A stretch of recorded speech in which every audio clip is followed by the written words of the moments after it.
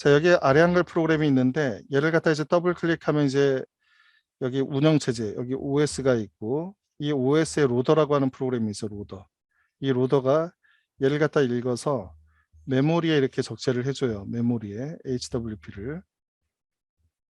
HWP를 적재를 해주는데 이때 중요한 게 뭐냐면은 이 프로그램을 갖다 이제 이 메모리에만 적재하고 끝나는 게 아니고 내가 새롭게 만든 이 A라고 하는 프로세스, 이 A라는 프로세스를 관리하기 위해서 이 운영체제 안에도 자료 구조를 만들어줘야 돼요.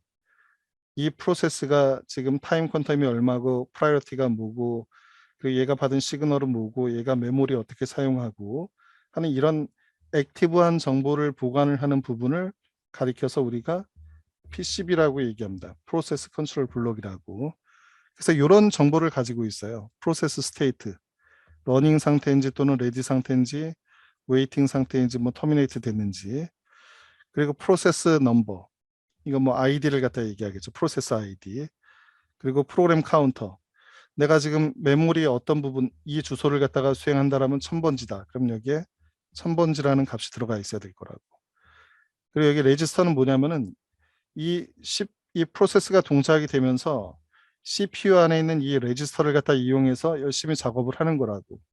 프로그램 카운터하고 인스트럭션 레지스터하고 그 범용 레지스터를 이용해서 얘가 열심히 그 작업을 하는 건데 나중에 그 다른 프로세스로 이제 문맥을 전환하려고 하게 되면은 이 정보가 여기에 이제 저장이 돼야 될 필요가 있다라는 얘기입니다. 그리고 얘가 메모리를 갖다 이제 어떻게 사용하는지 여기에 이제 아까 얘기했듯이 코드 부분, 데이터, BSS, 힙, 스택 부분이 어디에서 시작을 하고 어디에서 끝나는지 이런 정보들이 있는 거고 그리고 내가 파일을 갖다 리드하면은 파일을 갖다 이제 오픈하고 리드하고 할 때마다 이제 파일을 갖다 이제 오픈해 어떤 파일들을 갖다 오픈했는지 얘를 갖다 추적하는 정보들이 있어야 됩니다. 이런 것들을 가리켜 가지고 우리가 프로세스 컨트롤 블럭이라고 얘기를 해요. 운영체제 안에 있는 자료 구조다.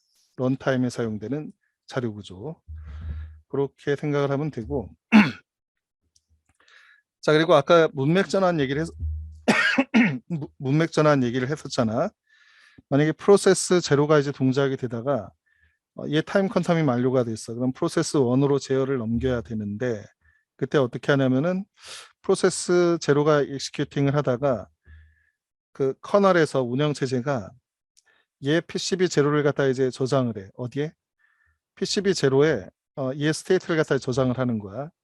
그러니까 지금 프로세스 제로가 가지고 있는 요 PCB 여기에다가 이 프로세스가 사용했던 CPU 정보하고 여러 가지를 저장을 하는 거라고. 그리고 이제 PCB1에 있는 여러 가지 스테이트 정보를 갖다 로딩을 해 CPU 안에다가. 그러면 이제 P1이 수행을 할 수가 있는 거지. 그러다가 얘가 이제 또 타이머 인터럽트 받아가지고 이제 문맥이 전환이 돼야 될 일이 있으면은 PCB1이 저장이 되고 PCB0가 복구가 되면 얘가 또 수행이 되는 거고 이렇게 번갈아 가면서 물론 이제 그 프로세스가 2개 있을 땐 이렇게 되는 거고 프로세스가 이제 여러 개 있으면은 뭐 P0에서 P1으로 갔다가 P1에서 뭐 P3로 갔다가 이렇게 왔다 갔다 하겠지. 자, 그 다음에 이제 그 우리가 프로세스라는 컨셉이 보통 이제 이런 컨셉을 가리켜서 이제 우리가 프로세스라고 이제 얘기를 하는데 자, 우리가 스레드라고 하는 얘기도 이제 많이 사용을 해요. 스레드라고 하는 거. 그래서 프로세스하고 이제 스레드하고 이제 어떤 차이가 있는지 여러분이 좀 이해를 해야 되는데 자, 이렇게 한번 생각을 해보세요. 어떻게 생각하냐면은 여기에 램이 있어,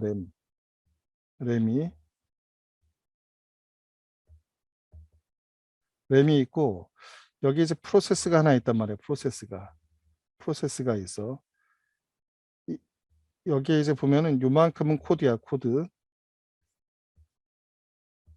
코드. 여기 이제 데이터하고 힙하고 스택이 있다고. 자, 근데 우리가 여기 프로세스를 여기 이제 코어가 이제 세 개가 있어. 네 개가. 내가 여기서부터 여기까지 해당이 되는 요 부분 코드 중에 요 부분을 여기다가 이제 수행을 하고, 코드 중에 여기서부터 여기에 해당이 되는 부분을 여기다 이제 수행을 하고, 이 코드 부분을 여기서 이제 수행을 하고 싶은 거야. 그러니까 이게 보통 어떤 함수 같은 걸로 여러분이 생각을 하면 되는데, 이런 애들을 하나의 프로세스 내에서 내가 어떤 코드 블록들을 갖다가 여러 개의 CPU를 갖다 이용해서 이제 수행을 하고 싶을 때, 이걸 갖다 우리가 어떻게 임플리멘테이션 하면은 좋겠냐는 겁니다. 요걸 갖다 하기 위해서는 우리가 여기에서 실행을 하면 돼. 그리고 얘는 여기서 실행을 하면 돼. 그리고 얘는 여기서 실행을 하면 돼 하는 그 레지스터 정보가 있으면 돼요. 레지스터 정보. CPU를 사용하는 레지스터 정보.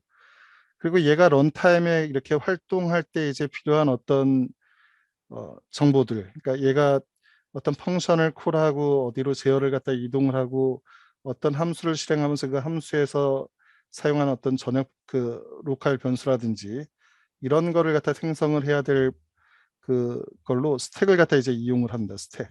스택. 그리고 이제 프로그램 카운터. 요거만 우리가 이제 제공을 해주게 되면은, 요거만 제공을 해주면은 하나의 프로세스 하나에서 동시에 여러 개가 각각 CPU 코어를 이용을 해서 동작이 될 수 있다는 얘기입니다. 좀 이상하죠, 그렇죠? 프로세스가 이제 CPU를 갖다 사용을 한다라고 했는데, 프로세스 안에 내가 더 작은 어떤 뭔가를 만들어서 걔네들이 CPU를 갖다 사용할 수 있게 내가 그렇게 프로그래밍을 할 수 있다라는 얘기예요.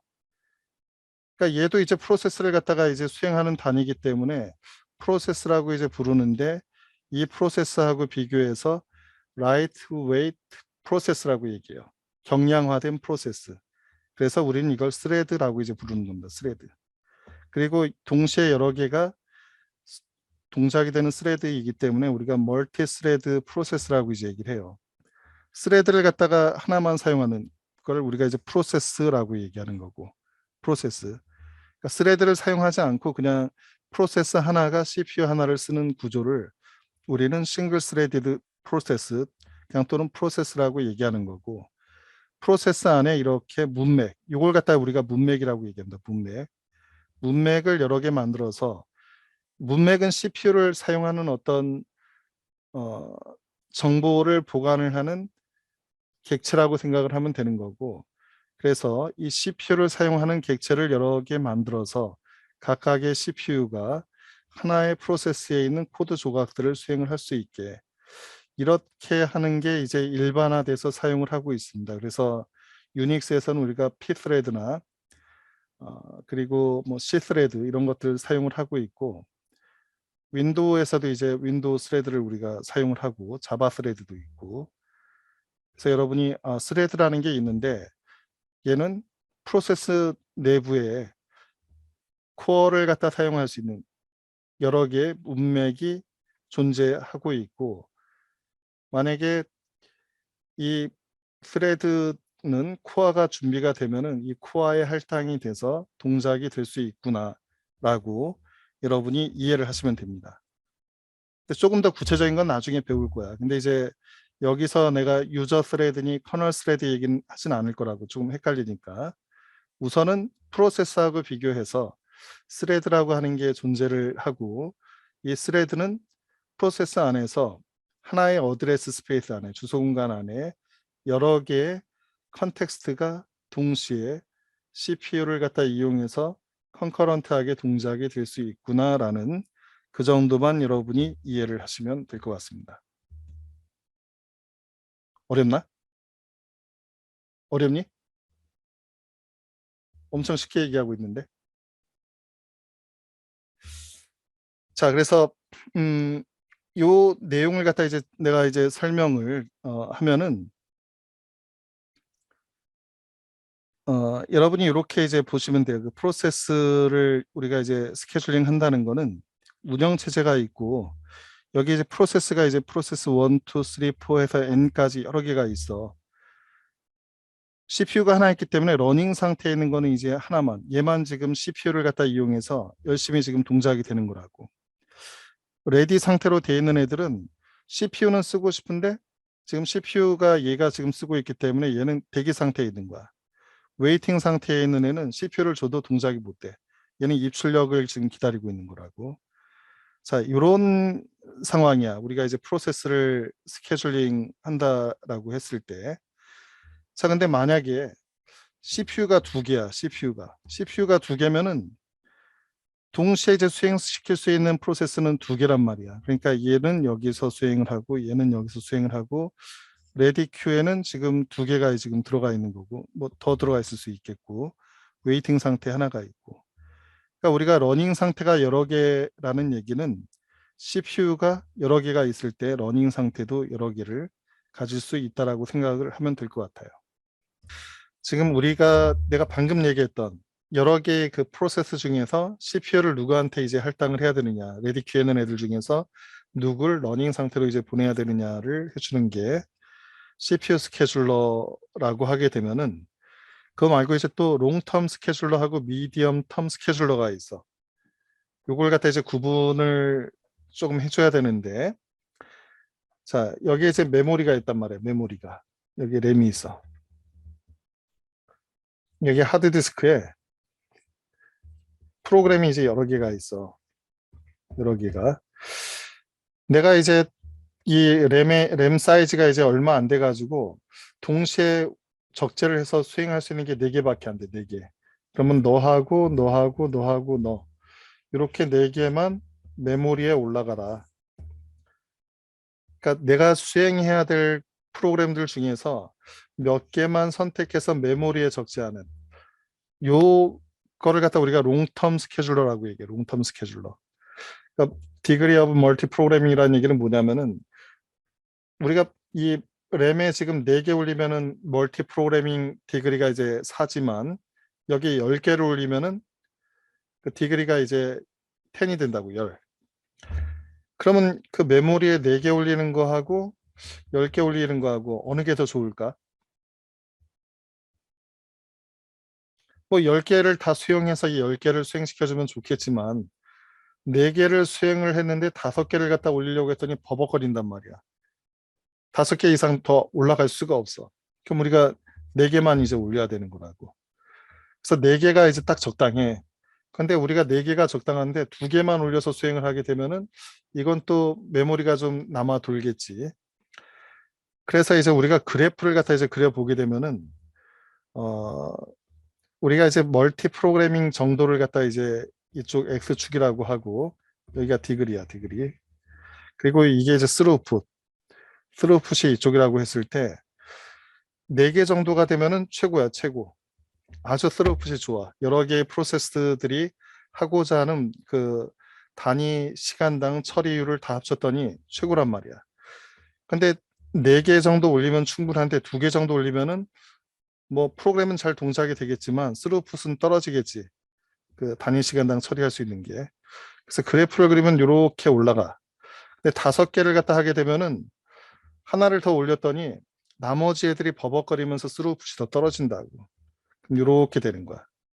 그래서 우리는 메모리에 올릴 수 있는 프로그램을 이 디그리를 살펴봐서 스루풋을 가장 많이 올려줄 수 있는 이 디그리를 갖다 선택을 하는 게 적합하다. 이게 중요하다. 어디에서? 이 롱텀 스케줄러에서. 그리고 미디엄 텀 스케줄러가 있는데 이건 뭐냐면은 우리가 여기 이제 램이 있어. 여기 램이 있어. 여기 CPU가 있고 이게 이제 연결이 돼 있지. 그리고 여기에 하드디스크가 이렇게 있단 말이야. 자, 근데 우리가 이제 그 피지컬 메모리의 프로그램을 적재해서 이제 수행시키는 그런 단순한 방법에서 뭔가 이제 혁신이 한번 생겨서 1960년대 그 VM이라고 하는 기술이 나왔단 말이야. 버추얼 메모리. 버추얼 메모리는 뭐냐면은 이 물리 메모리를 어떻게 이제 구분하냐면은 이거는 좀 빠른 메모리고 하드디스크에다가 조금 느린 메모리. 이거는 빠른 메모리. 이런 식으로 해서 요거 2개를 합쳐가지고 이거 두 개를 합쳐 가지고 이렇게 큰 메모리 공간이 있다라고 가정을 하는 거라고. 요거는 빠른 거, 이건 느린 거. 그러니까 실제 물리 메모리는 요거밖에 없으면서 이렇게 큰 메모리가 있다라고 가정을 하고 우리가 프로그래밍을 할 수 있게 해주는 거야. 그럼 이쪽에 이제 그 우리가 프로그램 블럭들을 갖다 이렇게 올리고 수행을 하다가 프로세스를 갖다 여기 올려서 수행을 하다가 만약에 그 스루풋이 떨어져. 그러면 이제 일부를 갖다 선택을 해가지고 이쪽으로 이제 보내는 거라고. 하드디스크로. 그리고 메모리가 어베일러블해지면은 다시 여기 있는 걸 갖다 이제 가지고 오는 거야. 이때 이제 우리가 뭘 결정을 해야 되냐면은 이 메모리 램에 있는 애들 중에서 어떤 애를 선택을 해가지고 디스크로 보낼 거냐. 그리고 디스크에 있는 그 디스크에 지금 보내져 있는 프로세스 중에서 누굴 선택해서 메모리로 올릴 거냐. 이걸 결정하는 게 이제 미드텀, 미디엄텀 스케줄러라고 이제 하는 거라고. 그러니까 요거 두 개는 뭐 여러분들한테 이제 별로 크게 중요하진 않고 제일 중요한 게 요거야. 요거 CPU 스케줄러. CPU 스케줄러가 우리가 늘 고민하는 스케줄링 정책이라고. 그리고 이제 우리가 프로세스를 갖다 이 메모리에 올릴 때 그 자원 사용 경향에 따라서 IO 바운드 프로세스라고 하기도 하고 CPU 바운드 프로세스라고 하기도 해. 이건 뭐냐면은 메모리에 올라가 있는 여기 메모리에다가 우리가 프로세스를 갖다 이제 몇 개를 갖다가 올렸는데 CPU만 사용하는 애들을 갖다 다 올리면은 IO 장치는 널널하게 놀고 있는 거고 만약에 IO 장치만 사용하는 프로세스를 여기다 적재하면은 어떤 현상이 생기냐면은 얘네들이 다 IO를 갖다 입출력만 하고 CPU는 별로 사용하지 않는 그런 문제가 생겨요. 그래서 이제 가장 좋은 건 뭐냐면은 IO 바운드 프로세스하고 CPU 바운드 프로세스를 적절하게 이렇게 혼합해서 사용을 해야지 전반적으로 시스템 성능이 이제 향상이 된다는 얘기입니다. 자, 그래서 스케줄링 팔러시를 갖다 이제 다시 얘기를 하면은 이렇게 레디 상태에 있는 애들 중에서 CPU 스케줄러 같은 경우에 레디 큐에 보면 이렇게 레디 상태에 있는 애들이 이렇게 쭉 있어. 그럼 얘네들 중에서 스케줄러가 누굴 선택할 건지 이제 결정을 해야 되는데 그 정책을 우리가 CPU 스케줄링 정책이라고 얘기를 하는 겁니다.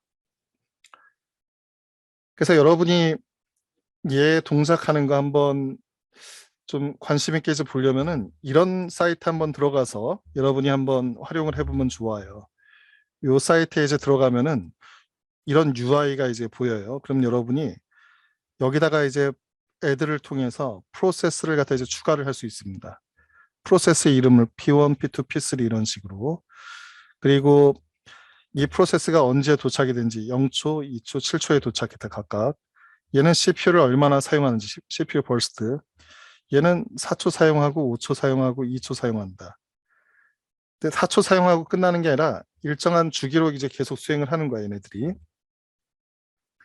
그리고 IO 버스트, IO를 갖다 얼마나 이제 얘네들이 요청을 하는지. 지금 이제 여긴 0으로 지금 해놨습니다.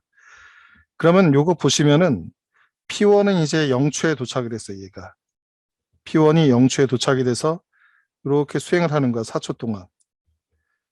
그리고 나서 얘가 4초 수행을 하기 전에 2초쯤 해가지고 누가 도착했냐면 P2가 도착을 했어요, P2가. P2는 여기 딱 도착한 다음에 CPU를 얘가 사용을 하고 있으니까 이 기간 동안 어디 있어야 되냐면은 레디 큐에 들어가 있는 거라고.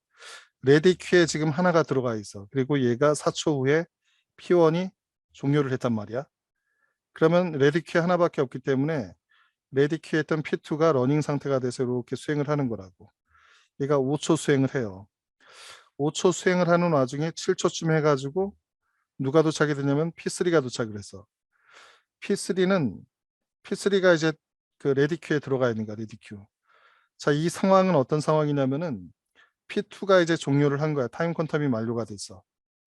근데 이때 지금 P3도 레디 큐에 있고 P1도 레디 큐에 있단 말이야. 두 개가. 그럼 P1하고 P3 중에서 누굴 갖다 선택을 해야 될지 결정을 해야 되는데 그때 이제 나는 first come first served라는 이 정책에 따라서 스케줄링 해달라고 여기 표시를 했단 말이야.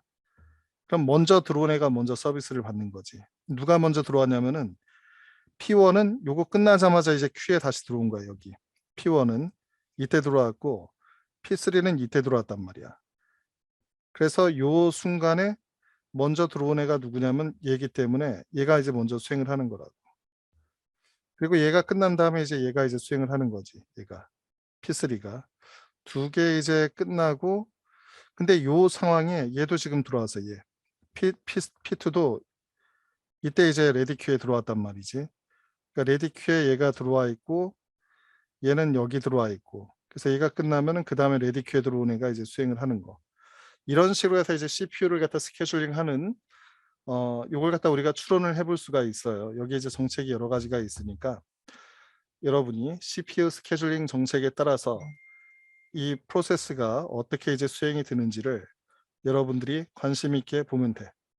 그리고 여기다가 우리가 IO를 갖다 이제 줬을 때 이게 어떻게 변하는지, 여기에 이거 눌러 보시면은 여기에 스케줄링 정책이 여러 가지가 있습니다. 요거 가지고 여러분이 CPU 스케줄링 정책에 따라서 이 프로세스가 어떻게 동작하는지를 한번 확인을 해 보시면 되고, 여러분이 애드를 해서 여기다가 네임하고 어라이벌 타임하고 CPU 버스트하고 IO 버스트를 줘 가지고 여러 가지 경우의 수를 만들어서 조합을 해볼 수가 있습니다.